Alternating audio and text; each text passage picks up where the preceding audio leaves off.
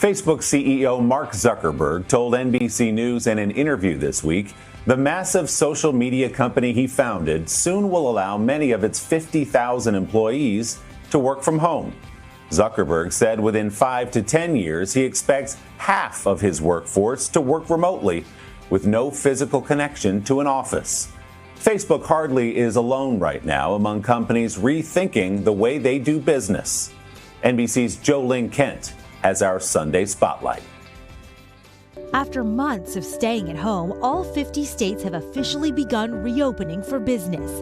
With that, millions of workers wondering what the office is going to look like.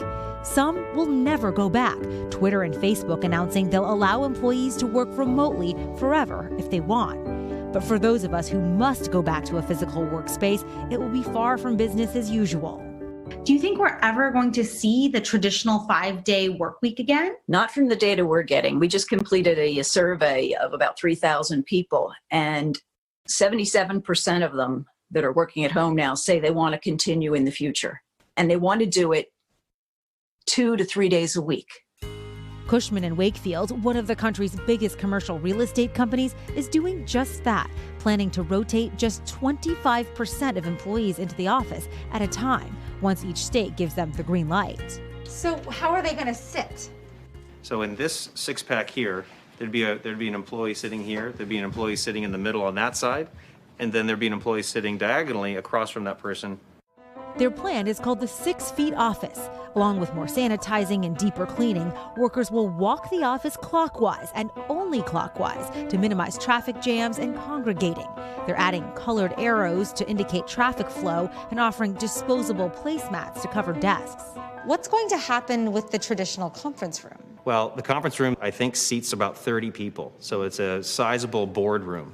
The plans that we have established for return to work is that we'd have no more than 6 people in that boardroom at any time. 6? 6.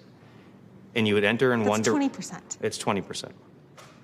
And we would enter one direction and exit another, clockwise. Every time, every time. Every part of the office is going to look different, especially common areas like this. No more sitting directly next to your colleague. You have to be 6 feet apart in every direction.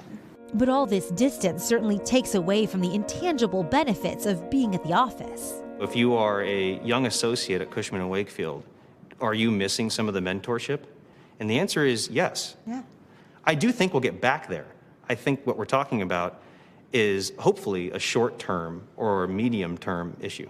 Till that happens, we might be getting more done from home. There are some downsides in terms of loneliness and not being with your colleagues and not feeling connected to your team. But on balance, it's less stressful. People who say when they're at the office, they're losing 75 minutes a day to interruptions. And at home, they're losing 35.